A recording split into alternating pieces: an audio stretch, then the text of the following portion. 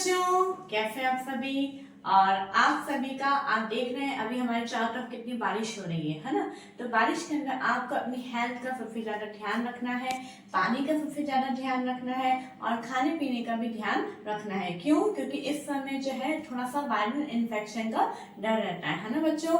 इसी के साथ में अगर मैं आपको बताना चाहूंगी कि जैसा कि हमारा थोड़ा सा अभी वेदर प्रॉब्लम के कारण थोड़ा सा वीडियो लेट हो जाता है, लेकिन हमारा जो कोर्स है वो बिल्कुल हम कर रहे हैं, कंप्लीट करने की पूरी कोशिश कर रहे हैं। और मैं पूरी उम्मीद लगाती हूँ कि आपने जितने भी चैप्टर हमने पढ़ लिए हैं उतने चैप्टर्स के आपने अच्छे से कॉपी के अंदर नोट बना लिए हैं। ठीक है बच्चों, तो इसी के साथ जैसा कि आपको पता है कि अभी हमारा कौन सा चैप्टर चल रहा है, हमारा चैप्टर चल रहा है रिप्रोडक्शन इन प्लांट्स। ओके, तो रिप्रोडक्शन इन प्लांट्स के हमने लास्ट टाइम हमने चार्ट देखा था, वो हमने बनाया था।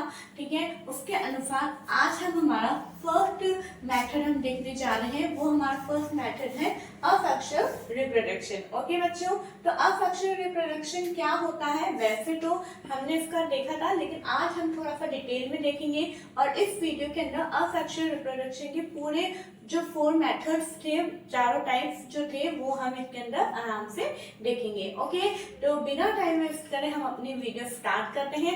आप अपनी नोट कॉपी और पेन पेंसिल लेकर बैठिए। ओके, देखिए असेक्सुअल रिप्रोडक्शन।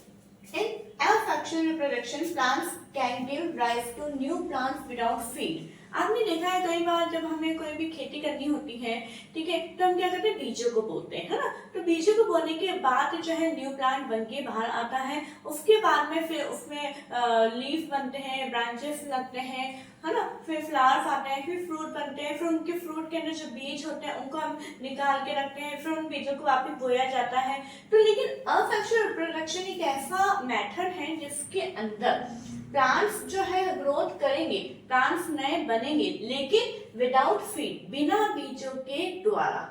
ठीक है, इसके अंदर बीजों का कोई भी रोल नहीं है। तो अब आप सोचेंगे ऐसे कैसे हो सकता है? बिल्कुल हो सकता है, बीजों का इसके अंदर रोल नहीं है। तो इसके लिए हमने फर्स्ट मेथड देखा था वेजिटेटिव प्रोपगेशन। आप इसको वेजिटेटिव रिप्रोडक्शन भी बोल सकते हैं और वेजिटेटिव प्रोपगेशन भी बोल सकते हैं। अब ये क्या होता है? It is a type of asexual reproduction since reproduction is through the vegetative parts. इस ये जो है एक असेक्सुअल रिप्रोडक्शन का ही टाइप है, ठीक है। और चूंकि रिप्रोडक्शन जो है इसके अंदर वेजिटेटिव पार्ट्स के द्वारा होता है। अब वेजिटेटिव पार्ट्स कौन कौन से होते हैं? Roots, stems, leaves and buds. ये जो 4 वेजिटेटिव पार्ट्स हैं उनके द्वारा ये रिप्रोडक्शन होता है of the plant. It is known as vegetative propagation. Okay, तो यहाँ पे वेजिटेटिव प्रोपगेशन की भी डेफिनेशन मैंने आपको लिखवा ली है कि वो रिप्रोडक्शन जो कि वेजिटेटिव पार्ट्स के द्वारा होता है उन्हें हम क्या बोलते हैं? वेजिटेटिव प्रोपगेशन बोलते हैं। ओके, अब यहाँ पे आप देख रहे हैं हमने वेजिटेटिव प्रोपगेशन का जो मैंने आपको चार्ट बनवाया था उसके अंदर मैंने लिखवाया था कि 4 इंटर पार्ट्स है, by stem, by roots, by leaves and by buds. इनके द्वारा ये होता है, ठीक है। और मैंने आपको उनके एग्जाम्पल भी लिखवाए थे, अगर आपने कॉपी में लिखे हैं तब आप देख लेंगे, है ना। तो यहाँ पे हम सबसे पहले क्या लेते हैं? By stem.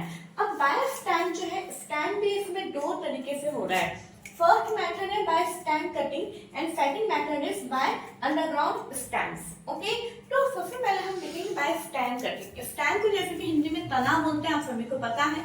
तो बाय स्टेम कटिंग का कैसे करेंगे? उसके लिए सबसे पहले हम कुछ टर्म्स को देखेंगे, उसके बाद हम इस मेथड पे जाएंगे। ओके बच्चों, तो सबसे पहला टर्म है कटिंग। कटिंग क्या होता है? The piece of branch with a node is called cutting. यानी जो ब्रांच है उसका वो टुकड़ा जिसके अंदर नोड प्रेजेंट होगी, उस जो टुकड़े को हम काटेंगे, लेंगे, उसको हम बोलते हैं कटिंग। ठीक है, जैसे कि आपको यहाँ पे दिखाई दे रहा है कि ये एक प्लांट है, इसके एक जो ब्रांच हमने ली है उसका एक टुकड़ा मैंने यहाँ पे लिया है, उस टुकड़े को हम क्या बोलेंगे? उस पीस को हम क्या बोलेंगे? कटिंग। और कटिंग के अंदर क्या होनी चाहिए? नोड्स भी प्रेजेंट होने चाहिए। ठीक है, अब सेकंड थिंग आती है कि व्हाट इज नोड। नोड क्या है आपको ये भी पता होना चाहिए। A node is a part of the stem और branch at which a leaf arise. Branch या स्टेम का एक वो हिस्सा, वो पार्ट जहाँ से लीव्स अराइज होती है, यानी जहाँ से लीव्स निकलती है, इन्हें हम क्या बोलते हैं? नोड्स बोलते हैं। ओके, अब आता है बर्ड। बर्ड क्या होता है? A bird consist of a short stem. Bird एक तरह से हम उसको शॉर्ट स्टेम बोल सकते हैं। Around which immature overlapping leaves are present, और इसके चारों तरफ बहुत छोटी छोटी लीव्स जो होती है वो एक दूसरे को ओवरलैप किए हुए रहती है। आप देखते हैं कली, जिस वक्त हम बोलते हैं रोज गुलाब की कली कितनी अच्छी लगती है देखने में, है ना, वो छोटी छोटी पत्तियां जो होती है उसको चारों तरफ इस तरह से लपेट के रहती है, तो उसको अपन क्या बोलते हैं? बर्ड। ओके, अब एक और टर्म यहाँ पे आपको देखने को मिल रही है एक्सेल।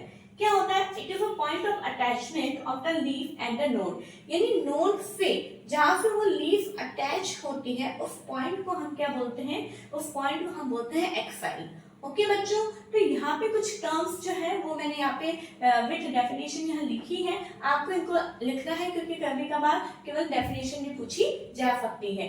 अब यहाँ पे जो है हमने लिया है बाय स्टैन कटिंग। तो बाय स्टैन कटिंग जो है, तो अगर हम देखें तो किसके अंदर होता है ये मेथड? ये होता है हमारा रोज के अंदर एंड चंपा, रोव या फिर चंपा के अंदर हम इसको देख सकते हैं। ओके बच्चों, अब जैसे कि यहाँ पे करना क्या है, जैसे कि यहाँ पे हमने एक रोज प्लांट लिया है, रोज प्लांट के अंदर आप देख रहे हैं कि बहुत सारे नोड्स हैं और नोड से जो है ब्रांच और निकल रही है और उन पे बहुत सारी लीव्स अटैच्ड है ना। एक बात मैं कहना चाहूंगी कि इसको जैसे कि हमने बोला है नोड, ये भी हमारी है नोड, ठीक है, इन दोनों के बीच का जो गैप होगा उसको हम बोलते हैं इंटरनोड। क्या बोलते हैं बच्चों? इंटरनोड। आगे चीज समझ में। अब देखिए क्या है, हमने इसका एक कटिंग लिया है। अब मैं यहाँ पे एक वर्ड ले रही हूँ कटिंग। ओके, कटिंग एक वर्ड ले रही हूँ, कटिंग लिया है जिसके अंदर नोड्स प्रेजेंट है। ओके, उस कटिंग को क्या किया है, मैंने एक पॉट लिया है, उसके अंदर मिट्टी वगैरह सब डाली है। उस कटिंग को मुझे क्या करना है, 45 डिग्री एंगल पे उसको यूं लगाना है। ध्यान रखना, आपके बुक में नहीं दिया है लेकिन आप लिख सकते हैं 45 डिग्री एंगल पे उस जो कटिंग है उसको मिट्टी के अंदर जैसे लगाना है, और इसके अंदर हमें वाटर ऐड करना है। पानी वगैरह सब डालने के बाद में हम कुछ दिन रोज हमें पानी इसको देना होगा। कुछ दिन बाद हम देखेंगे कि जो नोड्स है, इन नोड्स से नई शूट्स निकलना चालू हो जाती है और नया हमारे पास में रोज प्लांट प्रिपेयर हो जाता है। यह एक मेथड है हमारा बाय स्टेम कटिंग। ओके बच्चों, यानी स्टेम की कटिंग के द्वारा नया प्लांट बनने को ही हम बोलते हैं बाय स्टेम कटिंग। और इसका एग्जांपल क्या है? रोज एंड चंपा। रोज या फिर चंपा, हम इनसे ये मेथड को अपनाते हैं और नए प्लांट बनाते हैं। और सबसे अच्छी इसकी खूबी ये है कि इसके अंदर जैसा पेरेंट प्लांट होता है वैसा ही जो न्यू प्लांट हमारे सामने बनकर आता है वो नया पौधा बिल्कुल एज इट इज होता है। ओके बच्चों, तो बहुत ही कम टाइम के अंदर बहुत सारी कटिंग्स को लेकर हम जमीन में बो सकते हैं, जिससे हमारे बहुत सारे नए रोज प्लांट तैयार हो सकते हैं। तो आई होप आपको ये इतना समझ में आया होगा। अब इसके आगे का हम देखेंगे हमारा बाय अंडरग्राउंड स्टेम का टॉपिक देखेंगे। ठीक है, पहले आप इसका स्क्रीनशॉट ले लीजिए ताकि आप इनकी डेफिनेशन लिख सकें। ओके बच्चों, अब देखिए, अब हम हमारा नेक्स्ट टॉपिक स्टार्ट करते हैं by underground stem. By cutting stem हमने देख लिया था, अब हम देखेंगे बाय अंडरग्राउंड स्टेम। अब अंडरग्राउंड स्टेम का मतलब क्या होता है कि जो हमें एक तरह से मॉडिफाइड स्टेम होते हैं। वैसे स्टेम हमारे ऊपर ही होता है ना, जमीन के ऊपर होता है, लेकिन यहाँ पे जो है एक तरह से जमीन के अंदर इसके अंदर फूड स्टोरेज होता है, इसलिए हम इसको अंडरग्राउंड स्टेम बोल सकते हैं। अब यहाँ पे देखिए क्या है, आपको एक एग्जाम्पल दिख रहा है पोटैटो। ओके, पोटैटो जो है, पोटैटो के ऊपर आप देखते हैं कई बार हम हमारे घर में आलू ला के रखते हैं, कुछ दिनों बाद अगर हम देखते हैं तो फिर व्हाइट व्हाइट से कुछ निकलता हमें नजर आता है। ये आपने अपने घर के अंदर देखा है, ठीक है। तो वो जो छोटी छोटी फिर जो व्हाइट हमें निकलता हुआ नजर आता है उन्हें हम क्या बोलते हैं? वैसे वो बर्ड्स होती है। क्या होती है? बर्ड्स होती है, और जिन्हें हम अपनी कॉमन लैंग्वेज में क्या बोलते हैं? आइज बोलते हैं। ओके, जैसे आपने सुना होगा कि आंखें आ गई, आंखें आ गई, फिर बड़े लोग बोलते हैं, तो इसको हम कॉमन लैंग्वेज में क्या बोलते हैं? आइज बोलते हैं। अब अपने को करना क्या है, देखिए आप यहाँ पे देख पा रहे होंगे कि मैंने इन मेथड्स के अंदर थ्योरी बिल्कुल नहीं लिखी है ना। थ्योरी बिल्कुल इसलिए नहीं लिखी है क्योंकि मैंने डायग्राम से आपको समझाया, एक एक स्टेप करके फिर मैंने डायग्राम बनाया है। तो जैसे जैसे मैंने डायग्राम बनाया है वैसे वैसे आप इनकी थ्योरी को लिखेंगे। जैसे आप लिख सकते हैं कि हम सबसे पहले क्या लेंगे, हम पोटैटो लेंगे। पोटैटो का जो हम थोड़ा सा वो पीस काटेंगे जिसके ऊपर क्या लगी हुई है, आइस। जैसे मान लो एक पोटैटो है, मैंने यहाँ से इसको इतना सा पोर्शन मैंने काट दिया और जिसके अंदर क्या है, ये आइस लगी हुई, यानी ये बर्ड्स लगी हुई है। इतना पोर्शन मैंने इसको काट दिया, ठीक है। फिर इतने पोर्शन को मेरे को लेकर क्या करना है, मिट्टी लेनी है। मिट्टी के अंदर, जमीन के अंदर हमें इसको बिल्कुल नीचे मिट्टी के अंदर दबा देना है, गाड़ देना है, एक तरह से बड़ी कर देना है। बड़ी करने के बाद में इसके ऊपर वाटर डालना है। कुछ दिन बाद हम देखेंगे कि इस जो बर्ड्स इसके अंदर दबी हुई है, ठीक है, इन बर्ड्स से नई शूट्स और नई शूट्स के साथ में नई रूट्स निकलने लगे हैं और न्यू हमें लीफ वगैरह, हमें नए प्लांट्स हमें नजर आ रहे हैं। और जब ये प्लांट जो है मैच्योर हो जाते हैं, उसके बाद में हम देखते हैं जब हम इसको उखाड़ते हैं तो हमें अंदर से क्या मिलते हैं, नए आलू मिलते हैं। इस तरह से हम नए एक पोटैटो से हम और भी नए पोटैटोस प्लांट जनरेट कर सकते हैं, ठीक है बच्चों। और ये क्या है, जमीन के अंदर हो रहा है ना, इसलिए हम इसको क्या बोलते हैं, अंडरग्राउंड स्टेम बोलते हैं, ओके बच्चों। और इस अंडरग्राउंड स्टेम के और भी एग्जांपल है, फॉर एग्जांपल जिंजर है एंड टर्मेरिक। इनको भी इस प्रोसेस के द्वारा हम बना सकते हैं। आई होप बहुत इजी मेथड है ये, वेजिटेटिव प्रोपगेशन तो बहुत ही इजी है, ठीक है, आपको आराम से समझ में आ गए होंगे। नेक्स्ट हमारा टॉपिक आता है बाय लीफ। बाय लीफ के अंदर हम एक बहुत अच्छा एग्जांपल देखते हैं, ब्रायोफिलम। क्या है, ब्रायोफाइलम एक लीफ है, एक प्लांट है जिसका नाम है, और इसको हिंदी में बोलते हैं पत्थर चट्टा। क्या बोलते हैं, पत्थर चट्टा भी इसको बोलते हैं। तो आप इसको भी लिख सकते हैं। कई बार क्या होता है, अब कई बच्चे मुझे बोलते हैं मैम हम तो इंग्लिश मीडियम के, आप हिंदी मीनिंग क्यों बताते हो। लेकिन मैं हिंदी मीनिंग इसलिए बताती हूँ क्योंकि कई बार क्या होता है, इंग्लिश वर्ड एकदम याद नहीं आता है, और अगर आपको उसका हिंदी बता, जैसे पत्थर चट्टा, बहुत अजीब नाम है इसका हिंदी में, तो आपको याद रहेगा, पत्थर चट्टा बताएगा, पत्थर चट्टा इट मींस ब्रायोफाइलम, ओके। तो आपको फर्स्ट याद आ जाएगा कि वेजिटेटिव प्रोपगेशन में अगर हमें बाय लीफ समझाने के लिए आ जाता है तो हमें किसका डिस्क्रिप्शन देना है, ब्रायोफाइलम का एग्जाम्पल देना है, ठीक है। तो ब्रायोफाइलम का क्या है, इसके अंदर आप देख रहे हैं एक लीफ है ये, ओके। हमने पूरे प्लांट की केवल एक लीफ ली है। इस लीफ के अंदर जो ये जितने भी ये लीफ के मार्जिन्स आपको दिखाई दे रहे हैं, ये जो लीफ की जो ये मार्जिन्स दिखाई दे रही हैं, इन मार्जिन्स पे कुछ लीव्स निकली हुई छोटी छोटी आपको दिखाई दे रहा है। इन मार्जिन्स के ऊपर कुछ कुछ छोटी छोटी लीव्स निकली हुई है। ये लीव्स क्या करती है, एक तरह से बर्ड का काम करती है। फिर क्या करना है हमें, जैसे हमने मान लो लीफ का इतना पोर्शन हमने कट कर लिया है, हमने इसका इतना पोर्शन कट कर लिया है, तो इस पोर्शन को जो हमने कट किया है उसको हमें सॉइल के अंदर हमें बरी करना है, डीप बरी करना है, और फिर हमने उसके अंदर वाटर भी ऐड करना है ना। कुछ दिन बाद हम देखेंगे, आफ्टर फ्यू डेज हम देखते हैं कि ये जो बर्ड्स थी, ये जो लीफ मार्जिन के ऊपर छोटी छोटी लीव्स जो थी, उन लीव्स से जो है नया प्लांट जनरेट हो जाता है और जमीन के अंदर रूट्स बन जाती है और नया प्लांट ऊपर शूट सिस्टम भी ग्रोथ करता है और रूट सिस्टम भी ये ग्रोथ कर लेता है।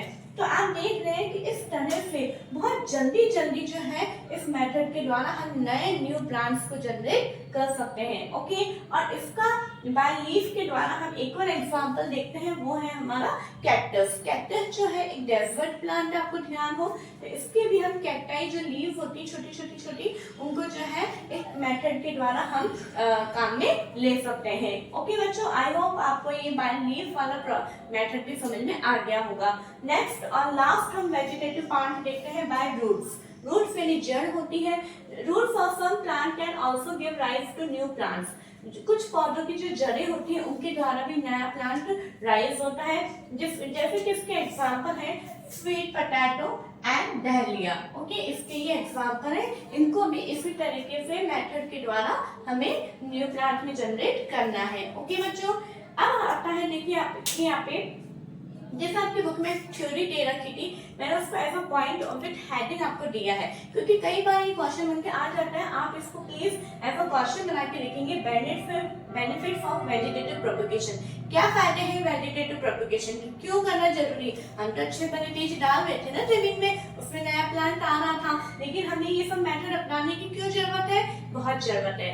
इसके दो बेनिफिट्स यहाँ पे आपकी बुक में दिए हुए हैं, मैंने भी दो ही लिखे हैं। देखिए कौन कौन से। Plants produced by vegetative propagation take less time to grow and bear flowers and fruits earlier than those produced from seeds. जो प्लांट इस वेजिटेटिव प्रोपगेशन के द्वारा जो प्रोड्यूस होते हैं, सबसे पहली बात तो वो बहुत ही क्या लेते हैं, टेक लेस टाइम, बहुत कम समय लेते हैं। और इसके अंदर जब हम जो बीजों के द्वारा जब हम प्लांट जनरेट करते हैं उसके कंपैरिजन में इसके अंदर बहुत जल्दी फ्लावर्स आते हैं और बहुत जल्दी फ्रूट्स आते हैं। मतलब ये मेथड से जो हम प्लांट ग्रो करते हैं वो बहुत ही जल्दी जनरेट होता है, बहुत ही जल्दी प्रोड्यूस होता है। ओके बच्चों, नेक्स्ट और हमें क्या चाहिए, हमसे वेट तो होता नहीं है, हम तो क्या करते हैं, हम ये सोचते हैं बहुत जल्दी जल्दी ये सारे प्लांट उग जाए, है ना। तो ये वाले मेथड से हम इस चीज पे फायदा ले सकते हैं। सेकंड पॉइंट देखिए, the new plant are exact copies of the parent plant. जैसे कि मैंने आपको बताया था जब हम रोज वाला देख रहे थे कि जो हमारा पेरेंट प्लांट है, पेरेंट प्लांट यानी वो मेन प्लांट जिससे और नए प्लांट बनते हैं उसको अपन क्या बोलते हैं, पेरेंट प्लांट। तो जो कैरेक्टर्स हमें पेरेंट प्लांट के अंदर नजर आते हैं वही कैरेक्टर्स हमें जो न्यू प्लांट बन के आते हैं, जो नए पौधे बनते हैं उसके अंदर बिल्कुल सेम नजर आते हैं। ऐसा नहीं है कि उसके अंदर कोई और कैरेक्टर था, उसके अंदर कोई और कैरेक्टर, ऐसा नहीं है, ठीक है। तो जितने भी पेरेंट्स प्लांट्स हैं उनका एग्जैक्ट कॉपी होती है new plant as they are produce from a single parent. और ये क्या, एक सिंगल पेरेंट से प्रोड्यूस होते हैं, ये बात आपको ध्यान में रखनी है। आपने यहाँ पे देखा, हमने यहाँ पे दो पेरेंट्स की मदद नहीं ली है, मतलब हमने यहाँ पे दो प्लांट की मदद नहीं ली है, केवल एक सिंगल प्लांट की मदद से ही हम बहुत सारे न्यू प्लांट्स को बना रहे हैं, है ना। तो यहाँ पे बच्चों हमारा एक जो असेक्सुअल रिप्रोडक्शन का first method vegetative propagation complete हुआ है।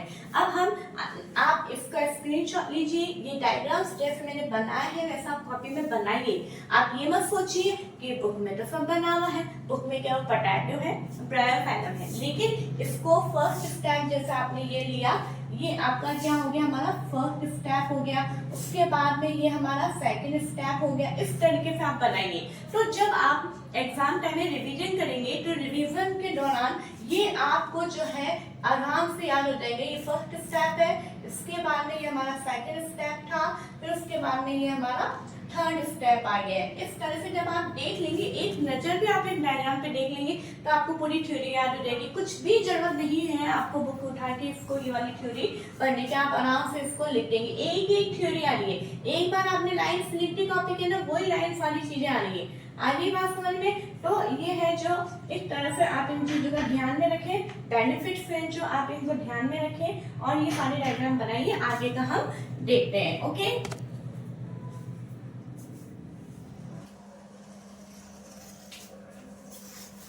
ओके बच्चों, अब देखिए, अब हमारा नेक्स्ट सेकंड पॉइंट आता है बडिंग।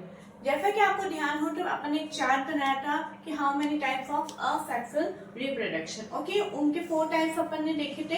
एक तो हमारा था वेजिटेटिव प्रोपगेशन, सेकंड मेथड था हमारा बडिंग, थर्ड था हमारा fragmentation and fourth is spore formation. Okay, तो अब हमारा वेजिटेटिव प्रोपगेशन हमने देख लिया है। सेकंड मेथड अब हम देख रहे हैं बडिंग। बडिंग क्या होता है बच्चों, ये देखिए आप कि बडिंग के अंदर जैसा कि सबसे पहले तो इसका एग्जांपल क्या हमारा ईस्ट। ओके, ईस्ट के अंदर ये हमारा डायग्राम है और ये एक आपको एक ईस्ट सेल नजर आ रही है।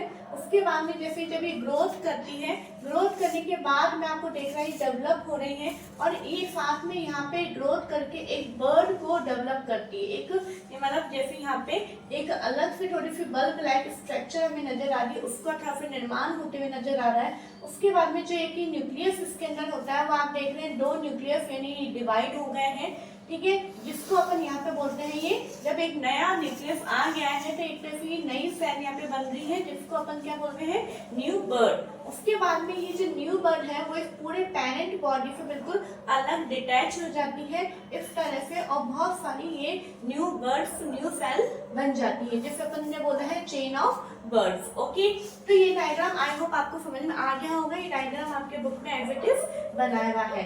ओके, अब यहाँ पे हम क्या कर रहे हैं, इस चीज को हमें ईस्ट सेल के फॉर्मेशन को अगर हमें देखना है तो हम कैसे देखेंगे कि हम एक तो हमने ईस्ट केक का पीस लिया या फिर हम ईस्ट का कुछ पाउडर लेंगे। उसके बाद में हम एक बीकर के अंदर वाटर लेंगे, वाटर के साथ में हम ये डाल देंगे और कुछ 1 टीस्पून जो है हम शुगर भी ऐड करेंगे। उसके बाद में हम उसको थोड़ी सी देर वार्म जगह पे, यानी जहाँ पे थोड़ा सा गर्म हो वहाँ पे कुछ देर के लिए हम रख देंगे। रखने के बाद में ये जो सॉल्यूशन बना है, इस सॉल्यूशन का हम कुछ बूंदे हम ग्लास स्लाइड के ऊपर रखेंगे और इसको जब हम माइक्रोस्कोप के अंदर देखेंगे तो हमें बहुत सारी ईस्ट की सेल्स ग्रोथ करती हुई नजर आएंगी। ठीक है, तो इस तरह से ये ईस्ट का फॉर्मेशन होता है। ओके बच्चों, अब यहाँ पे एक जो यहाँ की जो ईस्ट की जो नई बर्ड बन रही है, उस बर्ड को हम यहाँ पे थोड़ा सा डिफाइन कर रहे हैं। The small bulb like projection coming out from the yeast cell, यानी ईस्ट सेल से एक छोटी बल्ब लाइट जो प्रोजेक्शन निकलेगा, ठीक है, उसको अपन क्या बोलते हैं, बर्ड बोलते हैं। ओके बच्चों, the bud gradually grows and gets detach from the parent cell. ये मैं समझा चुकी हूँ, जो बर्ड्स होती है वो ग्रोथ करती है और पेरेंट बॉडी से डिटैच हो जाती है और न्यू ईस्ट सेल बना लेती है। The new yeast cell grows mature and produce more new cell, और ये जो नई सेल जो बनी है ये भी वापस ग्रोथ होगी, वापस मैच्योर होगी, परिपक्व होगी और परिपक्व होकर वापस इनके द्वारा भी नई सेल्स का जनरेशन होगा। इस तरीके से हम देखते हैं बहुत सारी सेल्स जो है वो बन रही है। ठीक है, अब हमारा थर्ड पॉइंट आता है बच्चों फ्रेगमेंटेशन। फ्रेगमेंटेशन क्या होता है, when water and nutrients are available in ponds and other place. जब पॉन्ड्स में या फिर अन्य कहीं पे भी जगहों पे वाटर और न्यूट्रिएंट्स अगर प्रेजेंट होते हैं तो वहाँ पे एल्गी जो है ना, जिसको अपन हिंदी में शैवाल बोलते हैं, एल्गी एल्गी क्या होती है, जो कि एक फिल्मी और ग्रीन पैचेस हमें हरा हरा नजर आता है। ठीक है, grow and multiply rapidly by fragmentation. Fragmentation process के द्वारा ये जो एल्गी होती है, जब इन्हें वाटर और न्यूट्रिएंट्स में अवेलेबल होते हैं इनके वहाँ पे, तो ये ग्रोथ करती है और ये क्या करती है, एक इस तरह से फ्रेगमेंटेशन प्रोसेस के द्वारा ये अपने आप की ग्रोथ करती है। जैसे देखो ये एक आपको दिखाई दे रहा है, एक एल्गी है, एल्गा जो है इसके जब ये फ्रेगमेंट्स करती है तो अलग अलग टुकड़ों में टूट जाती है, तो इन्हें हम बोलते हैं फ्रेगमेंट्स बोलते हैं, है ना, या फिर पीसेस बोलते हैं, और इसी प्रोसेस को अपन क्या बोलते हैं, फ्रेगमेंटेशन बोलते हैं। ओके, एल्गा जो है एक सिंगुलर वर्ड है। अब आप बोलेंगे एल्गा क्या होता है, and alga breaks up into 2 और मोर फ्रेगमेंट्स। जो एल्गा होता है वो 2 या 2 से ज्यादा फ्रेगमेंट्स के अंदर टूटा हुआ पोर्शन होता है। ठीक है, these fragments or pieces grow into new individual।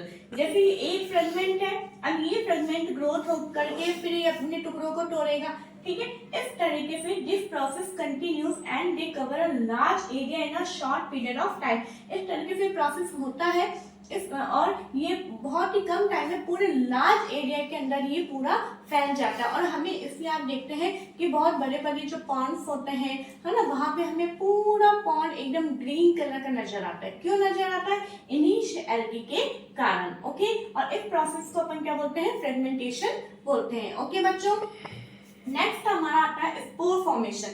Spore formation क्या होता है, जिसके अंदर बीजाणु बनते हैं। ओके, स्पोर्स आर, सबसे पहले आपसे पूछा जाए स्पोर्स क्या होते हैं।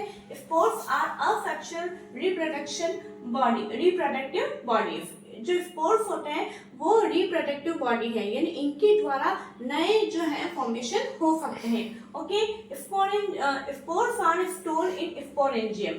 स्पोर्स कहाँ पे प्रेजेंट होते हैं, स्पोरेंजियम में। देखो ये जो आपकी बुक में थ्योरी है उसको मैंने अलग तरीके से लिखा है।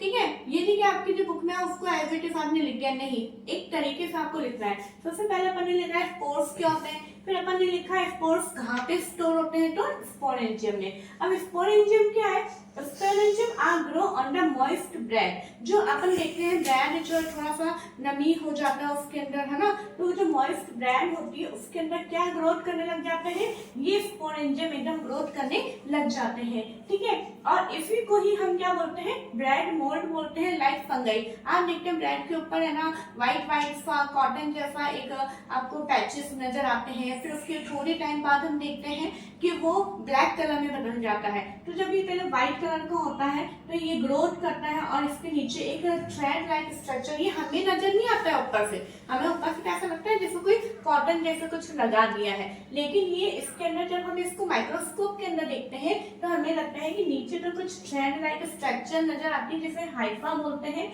और ऊपर इस तरह से ये एक गोल टाइप में निकलता है जिसको स्पोरेंजियम बोलते हैं। और स्पोरेंजियम स्पोरेंजियम के अंदर बहुत सारे छोटे छोटे गोल गोल जो होते हैं स्पोर्स प्रेजेंट होते हैं। अब ये क्या होते हैं, when spores are released they keep floating in the air।